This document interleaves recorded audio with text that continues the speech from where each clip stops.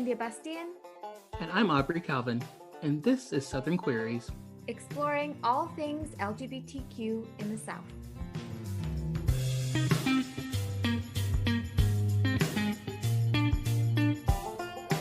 Hello, and welcome back to our conversation with Emily and Lane. In the first part of this episode, if you haven't heard it, I highly recommend you go back and listen to Emily and Lane's part 1, the intersectionality of being intersex. I really think that this part of the conversation is really hard to kind of gauge what we've been talking about and how we got here without listening to part 1.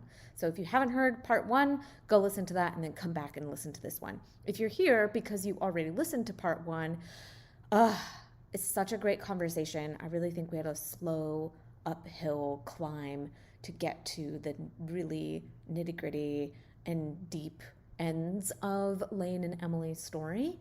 But I really think it's such a pivotal moment for us to have this conversation since it is such a hot topic in today's society.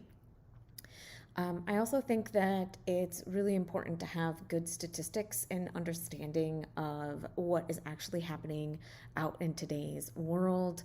I really think the conversations around gender-affirming care is also outrageously misinformed, and I really want to emphasize that Lane's consistent messaging about how intersex and trans folk should really do more together is really accurate. I think there's a lot of misunderstanding of what it means to have gender-affirming surgery versus gender-affirming care versus having surgery as a baby, as an intersex child. So I think there's a lot of learning that we can get from this conversation. As always, please enjoy this conversation that Aubrey and I had with Lane and Emily.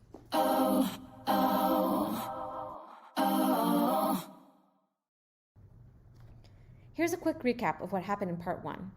Aubrey and I spoke to Emily and Lane about their dating life, and we learned what it was like for both of them to date as a queer or an intersex person. In the episode, we learned a bit about Lane being conditioned as a woman and how they discovered that there was something more to just them being masculine of center.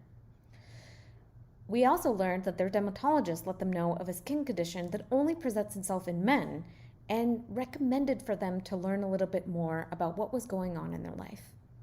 After some blood tests, Lane learned that they had more chromosomes than other folk, and we went down the rabbit hole with them, learning what that actually meant. Please enjoy where we left off in part 1 in this episode.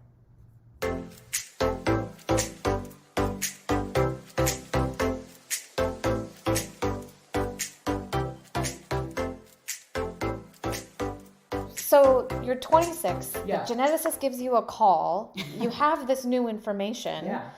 And it really changed my world. But at the same time, I want to make this really clear. This is like a very good doctor that I'm seeing who could not tell me that what this meant was that I was intersex. Oh. Right. Okay. Okay, so there's still more for this to unfold. I didn't realize until about 7 years later that my mosaicism was the same thing as being intersex. I had been part of, the way I was explaining it to people was that I was biologically trans. Wow.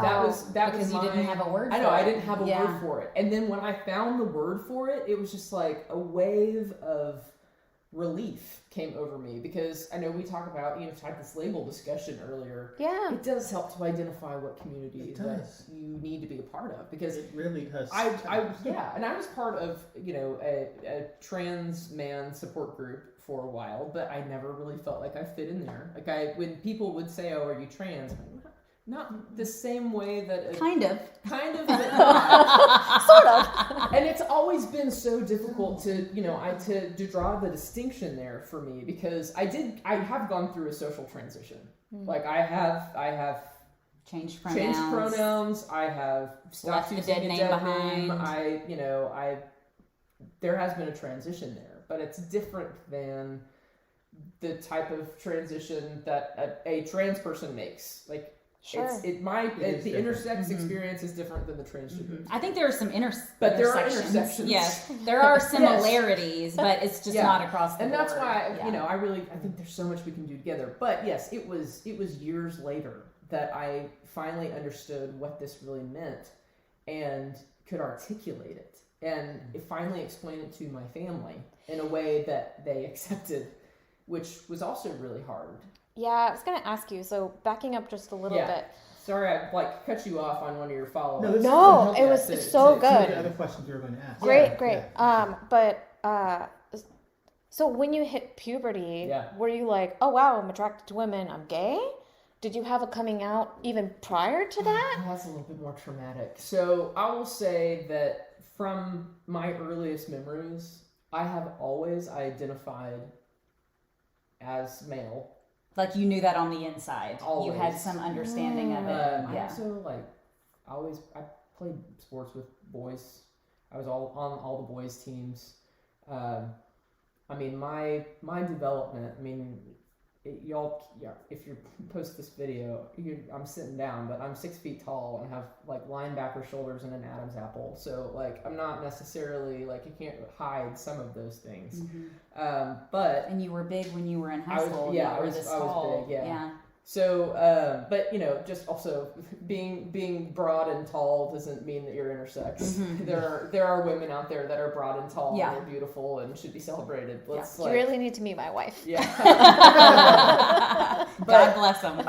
But yes, I've always known that I was attracted to women. Have not ever been attracted to a man, like not one single time in my whole life. But it was at puberty, I think, was when I really started having to like reconcile that. And growing up in an evangelical household, so much repression and like denial and just like, I'm gonna try to be this lady for a minute, and that was a very awful failed experiment. I mean, it's to look at me, like look at pictures of me from high school, like, and I typically don't get them out because to me it's like, I'm not trying to hide who I was, but it's also a piece of me that I'm like, it exists and I'm not going to erase it, but I'm also not going to like parade it out. So there's trauma associated with it too. All the time because all it is photographic evidence that I was having to live as a person who I am not. I'm trying to assimilate to a binary that shouldn't exist. Yeah, I mean, obviously I'm not intersex and I don't have that, but I feel the same way even though my coming out was non-traumatic. I mean, it was traumatic in a different way, but I look back at photos of being married to my husband and being like, who is that person? And it, like, I lived it, but I also have like zero recollection of it. And there's a lot of like weird stuff that happened in my teen years and youth that I just completely blocked out because it was so not my most authentic self. Right. And, but really my follow-up question was your family. But then I was like, wait a second, it sounds like there was multiple. Oh yeah, there were. I mean, listen, I feel like I've had to come out like 6 different times. And, I mean, even like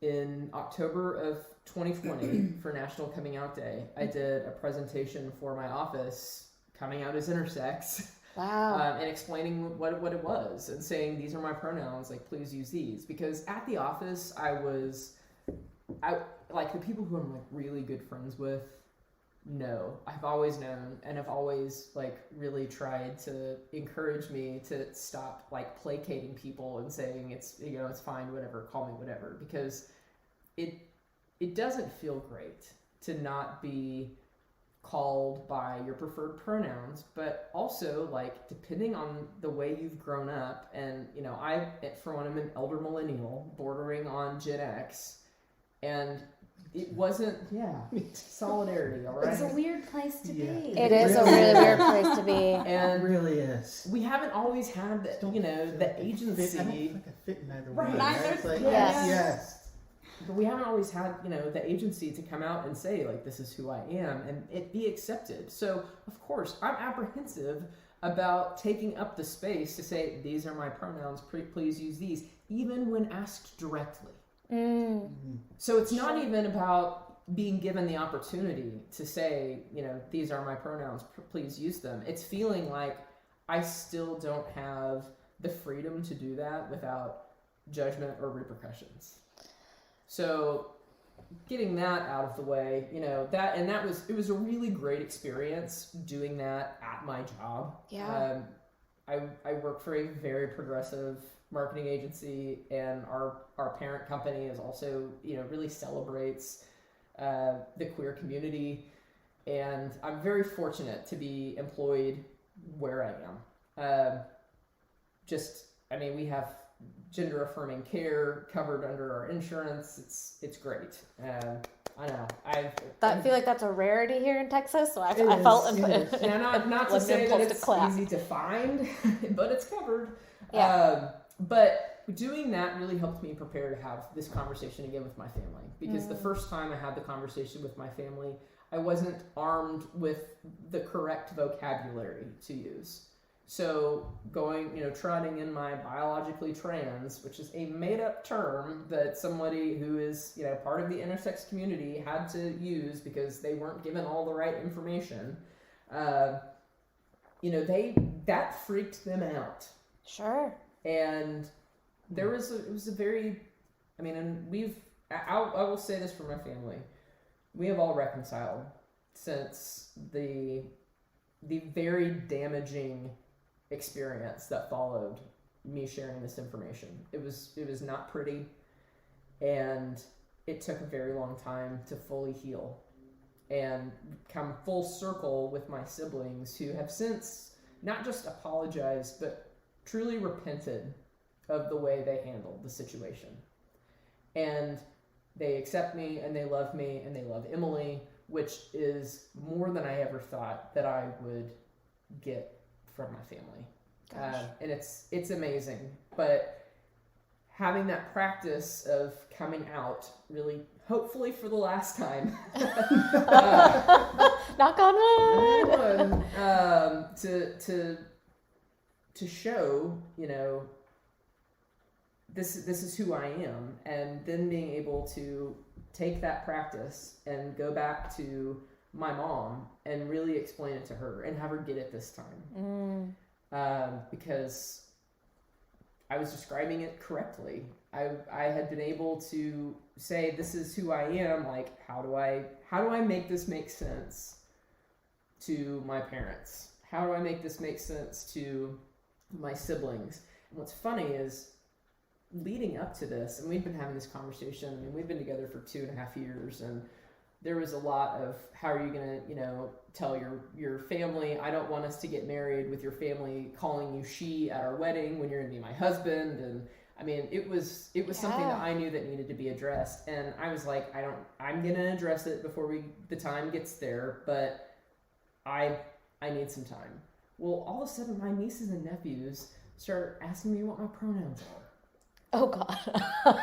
You're like, and I'm because like, they're learning that that's the appropriate That's thing to do. I'm They're like, learning that you should yes, assume yes. someone's pronouns. yeah. And they are seeing that, and they're like, oh, Uncle Lane might be someone we should ask. Every Yeah. new generation Yeah. gets it a little bit A sooner. little better. right? Yeah, Yes. yeah. Thank God. And so, Thank God. so my Gen Z nieces and nephews, God love them, like, it really kind of helped me Dip push your toe into that. into the family And, conversation. and That's cool. having Emily's support through all of this has been just unbelievable, because I really don't think that I would have been empowered to do a lot of the things that I've done to not just learn more about who I am and what it is to be intersex, but to really have the fire lit under me to be more of an advocate for the entire intersex community, and to try to find community there, and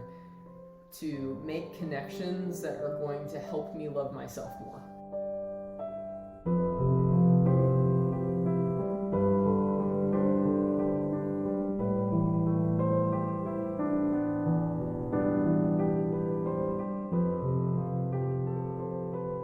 totally. It's been a wild ride. I guess Lane. that's my question to you, Emily, is, so you, I guess, India, you say, how did you all you all connected through Instagram Mhm. first, right? Mm-hmm. What prompted you to first start posting about intersex issues or? His permission. I'm kind of the opposite of him in that I don't like really care if I'm making other people comfortable with my identity. It took me a long time to get to a place where I could understand my identity, which was like early 20s. And when I came to that place, it was a lot of like religious trauma, growing up evangelical, all that stuff. When I came to a place where I decided I was going to leave all of that behind and come out and own who I am, with that came, I'm done apologizing. I'm done like fitting into a box that makes other people comfortable. So I'm like a loud queer, Do you see why I wanted to be your friend? So if when I was being quiet about him and his identity and his biology, it was because he asked me to. Sure. When I started talking about it, it was because he said it was okay, and I'm like, finally now. And I also, that's not my story to tell, and I understand that. Yeah. No, I get that. No, Yeah. My wife has talked a lot more about my story than I ever have, so she's a lot more vocal I mean, it's about our relationship than me. But she is in that world of just not caring about what anybody thinks. So Yeah. I get that. Lane, thank you for sharing that story with us. I think it's really important for our audience to hear, just because I don't know about y'all, but for me, the media focuses on these coming out stories, on kids in their tweens or teenage years. But as adults, at least for me, I came out in my adult years and I had to go through a divorce in order to do it. And I think we don't give enough attention or permission for adults to come out later in life. So I think also explaining how long it took for your family and how now today you guys are in a good spot is also something that maybe people might need to hear and be validated for. And there's still people in their adulthood who might not have family members who are okay with whatever your situation is. So now I kind of want to ask a little bit about where you are at, Emily. Obviously, you have already said that you identify as queer. It sounded like you were married to a woman. And now you're going to be marrying this very handsome man. How has that gone? Tell us about that. As it relates to like my family or And your own coming out to it. Okay. Both. Yeah. I think it was more of a coming out to like my friends. I lived in Dallas for a long time, and I was very like in the lesbian scene, and I was just always with the girls, and then I start dating a guy, and there was a little bit of a shift, in like dynamics in friend groups and things like that, when you're so used to, and I don't know what your life is like or your life is like, but being, two women being married, like, it's just different. It's like being surrounded by women all the time. That's kind of how I lived. And now I'm in, a very different world. My family loved him immediately. And I know. It's so true. He's just a really nice guy, and you know that immediately. Yes.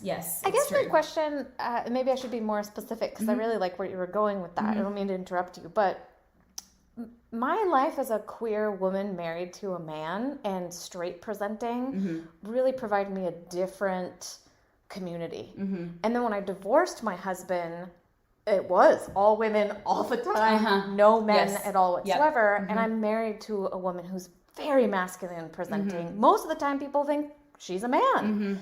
And I think we get mistaken a lot as a straight couple.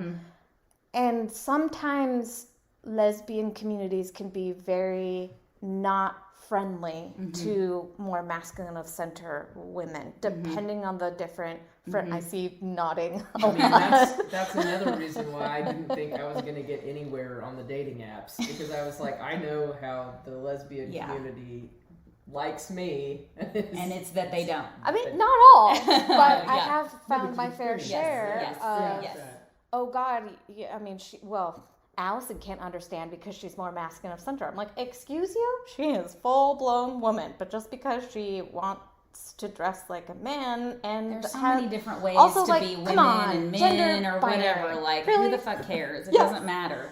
Cool. All right, carry on. Sorry, So I just lost my train of thought. So we're going back to family, right? Yeah, And, I wanted my to know- identity. Everybody likes me. That's That's what everything goes back to. Is Well, no, I how wanted to likable know Lane is. how your coming out was with your family the different times around. I'm assuming you had to do it a couple times. When I started dating him, because he was still figuring out how he was gonna not present, but how he was gonna be, like if he was gonna do he, him pronouns, or if he was just gonna say it doesn't matter, call me whatever. He was still figuring it out. So I very much followed his lead and said, what do you want me to say? I had already done a lot of work as far as boundaries with my family and my relationships, in that like everybody in my life pretty much knows that if I say this is what I'm doing and I want to tell you why, I will, but if I don't, I won't, and I don't have to. Yeah. You know? And even my family knows that. And I mean that in the most respectful way, because they, you know, I'm a 38-year-old woman. Like, I'm not a 12-year-old. So I'm, It's the most loving thing you can do Exactly. for yourself, people, and your Yes. friends. So when and I family. told them I'm dating someone who identifies as a guy, they said, okay. And I'm sure there were questions, but they weren't. My mom had a few for me. But for the most part, I'm sure that those questions were, I don't know if they were discussed, you know, without me around. It's really none of my business. I just know that, you know, I decided to date him, and I did, and I guess everybody had to get used to it, you know. I like her. Yeah, it's really my favorite thing about her. You cannot tell her what to do. No, that And doesn't work very well. If once she makes up her mind, just get out of the way. Yeah, and It's- everybody kind of knows that. Yep. So Yeah. Yes.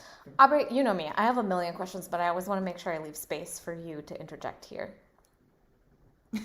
See, then I put Aubrey on the spot. She's like, I don't know. it's rude to Okay. do that to an introvert. I don't Put him know on the where spot. We've gone through our list. So Well, I have some follow-up questions. Duh. we've gone through Can we talk wedding for a second? And Oh, yeah. engagement? I mean, Yeah. I don't know So- how many answers we have, but Oh, Well, you that's- want to talk engagement? I'll tell you a story about how you can't tell this woman what to do, and it's amazing. well, I'm listening. Okay. Tell me So- more. Do you mind if I Yes, share the yes, story? tell the story. All right. So we got engaged in October Of of 2021? 2021. Mhm. Okay. Yeah, this is 2021, right? Yeah. Yes, this is I don't- 2022. We I got don't engaged know in what year it 2021. is. No one Yes, does. so- No one does. About 5 months. yeah. 5-6 months. Yeah. Yes. Yeah. So I had been planning this for a very long time. I had a race that I ran in Comfort in the 2 days before, and I got her 2 childhood best friends to take her to Fredericksburg, and like disguised as a girls' weekend. And I was like, I'll just come up, you know, after my race is done, and you know, we can hang out with Brooke and Abby, and then they can go home, and we'll have a day, and you know, everything will be fine. It'll be a great little getaway. And so she doesn't know, she has no idea. So we go out to Enchanted Rock after I get to Fredericksburg, and Emily does not love heights, which is A gross understatement. it's, yeah. I have a very gonna leave it at severe phobia. Like, Yeah. it's really, really, it's very bad. So I had really tried really hard, because we go to Enchanted Rock every year for spring break. We're gonna go here in a couple of weeks, and I was like, what is the way that I can get us to this one point without any massive elevation gains? Like, I studied a topographical map like for weeks, and finally was like, this is our route we're taking, this is how we're gonna get there. Well, we are, you know, we're going and everything's fine. I've like got the ring in my pocket. She has no idea what's happening, and we start, you know, going up an incline, and she's like, when is this gonna end? And I'm like, yeah, just over this hill, it'll flatten out, it'll be fine. We get to the top, and it is not. She's like, don't say top. Why No, would you say that it word? wasn't. Yeah. So basically, Trigger word we right are- there. We are less than 2/10 of a mile away from the place that I am trying to get to ask her to marry me, and she's like, I'm going back. See ya. So she turns around. Oh no! And I like look at her friends and I'm like, I got this. I got it. So she goes and like, you know, I'm like, why don't you just, you know, sit down for a minute, like let's have some water. And I told her friends, let's have some water. It was the cue that I was about to start. And so I'm like trying to start my proposal, and she keeps telling me, "Just stop." Please stop. I needed my space for a minute. Like I got upset, and I needed to calm myself down. And Aubrey, you might, as an introvert, totally understand that like you need a minute. Sometimes you need that space. And I didn't want attention. Yeah, exactly. Right. I know that you want to like pet me and make sure I'm okay, but I need to get myself okay. I'm picturing your friends like getting ready to pull out their phones. Oh, they already were. Oh, it's all. It's all this is on it's video, on video, including my childish behavior. Oh no! Yes. Yes. One of her friends is a photographer, and I was like, this works out. She's That's an amazing convenient. photographer. Yep. So I'm like, you know, starting my speech that I've been rehearsing, like, you know, for some time, and she keeps like telling me to stop. She's like, I want you to stop, and I said, I think you want me to keep going, and she goes, no, I don't actually. Which is like what I want our wedding hashtag to be, by the way. Instead of I do, no, I don't actually. So finally, like I get through the whole thing that I, you know, as much as I can, and she's the part like, that I didn't ruin. And I said, okay, I'll stop. Can you just do one thing for me first? And she goes, yes. No, well, let me point out that the important part that I heard was I'll stop if you let me do this one thing. I was like, okay, whatever I need to do to make you stop, I will do it. Yeah. So I'm like, all right. So I reach into my backpack, I get out the ring, get out on one knee, and she's like, oh man, what have I done? What were you feeling? I mean, a lot of things. I was like, I just ruined this proposal, you know? No, it was perfect. It was perfect because every single reaction that you had was a real one. Was a real yeah, one. And it was so like exactly who you are. Like, I'm not going to let you tell me what to do. I'm going to do what I need to do for me. And like, you know, you can take your little plan and go do something else with it. Yeah. And I'm like, okay, that's fine. Like, I'm content just to watch you go, you know, and that I think like capture our dynamic so well, like the whole thing, like, you know, you do what you want to do, and I just say okay, and then, you know, then we get married and do it for the rest of our lives, and it's great. But yes, that's the romantic proposal story. That is a beautiful story. What did we not ask that you think our listeners and audience should know? And what message would you like to share with our people?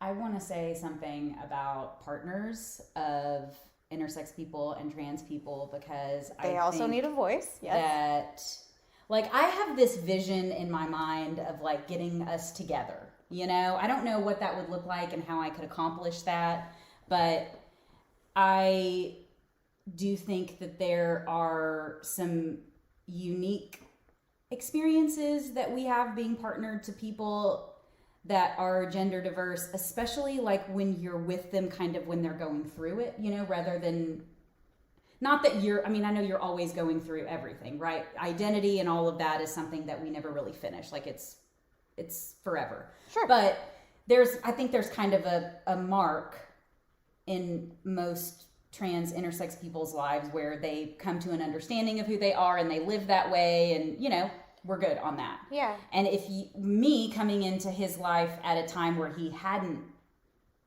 gotten to that place, and it sounds like your wife, y'all had maybe the same experience, mm-hmm. Like, I just think that it is different. And I don't know, it involves a lot of like, look at him, you know, let's talk about him, let's talk about her, like, this is an issue that we need to work out. And not that I begrudge it, because I don't, it's just different. And I would like to hear more from other people like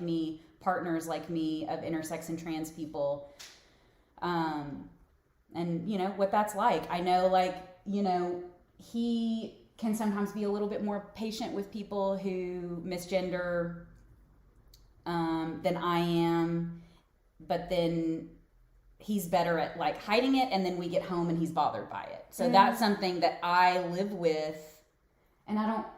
Oh, I know. Do you understand what I'm saying? Yeah. We've talked about this. Yeah. So It's not I just news think to that me. it's like it's unique, and I wish that were a part of the community that got together a little bit more, you know? Yeah, I agree. Absolutely. I mean, Yeah. that's part of the reason why I interviewed Aubrey's wife, because I was like, I need to hear from the partners. I Yes. also, Yes. there's an episode, I'll share it with you.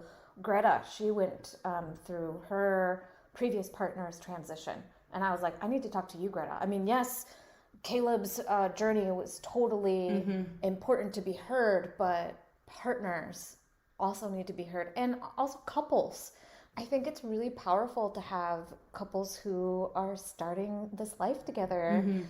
Couples like Aubrey and Vicky who are still married, because, and I don't know if either of you've ever had. Like the old couple. It's like, you've been married forever and you're old now. And y'all still are married. No, I mean like 14 years of marriage, y'all are the old ones. I'm just making an assumption here, Yeah, but I'm if just- I was trans or intersex, you might think that you might not ever find anyone, much less yeah. find someone who wants to be there for you through your journey. Yes. 'Cause your journey- that is something that I feel like I have seen in him, is really starting to understand and accept that he is very much deserving of the love and support that I give him. It is a gift, because love and support are always gifts, but they're gifts that he is deserving of. Yeah. And the fact that he is not cis doesn't make him any less deserving of unconditional love and support and understanding, and a partner that loves him exactly the way that he is. And I think like that's something that partners like me understand, and we want the whole world to see. Like, this person is beautiful. There is nothing wrong with them. There is nothing about them that needs to be fixed. We see them as perfect. I understand that the intersex condition is something that people sometimes think, oh, well, we need to put him here and here. You know, we need to make it binary, and so that we can all understand it and digest it. And I don't want that for him. I like him exactly the way that he is. And there should be more So see it solidarity all. between you and other Yeah. people who are going through it. Yeah. That was beautiful. Lane, same question. So much.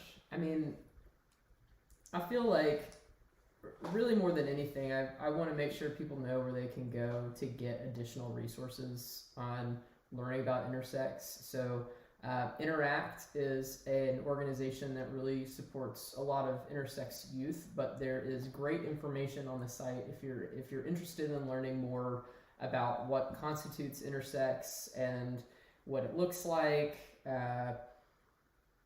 different things that you can do to support the intersex community. They have a great website with a lot of great information. Also, the Intersex Justice Project is another really great resource. They're focused more on serving the BIPOC communities for intersex youths and people in general, but it's all amazing information, and there's some really great people associated with the organization that we can learn a lot from. Plus, you can go on Instagram. There are a couple of people that I follow that I'd highly recommend.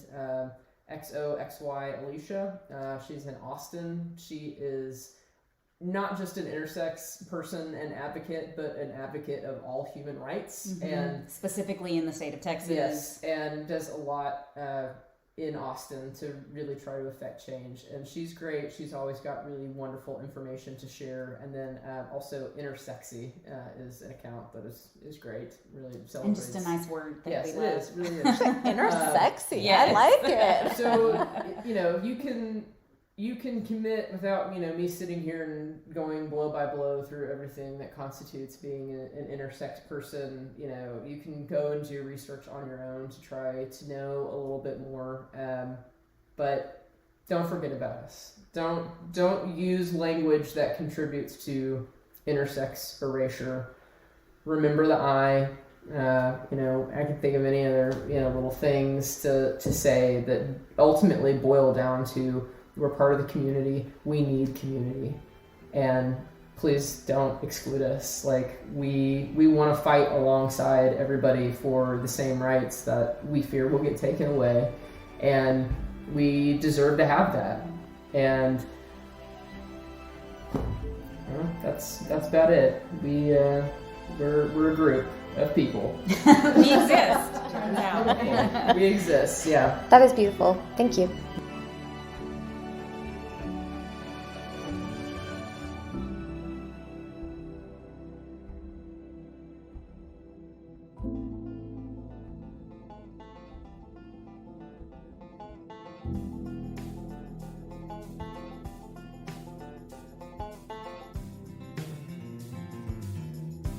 You can find more information about this episode and the show at our website, southernqueries.com. You can also find us on Facebook and Instagram by searching Southern Queries. Queries is with 2 E's. Until next time, thanks for listening. Some credits. Production, your hosts, India and Aubrey. Audio mixing by Allison Hawley. Story research, Aubrey Calvin. Editing, India Bastian. This is Southern Queries.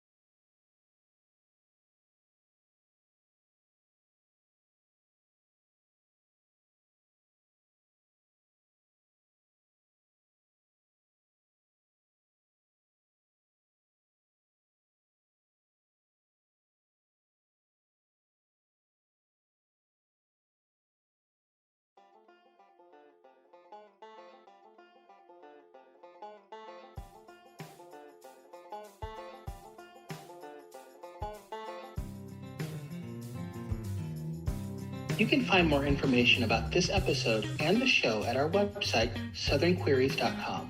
You can also find us on Facebook and Instagram by searching Southern Queries. Queries is with 2 E's. Until next time, thanks for listening. Some credits.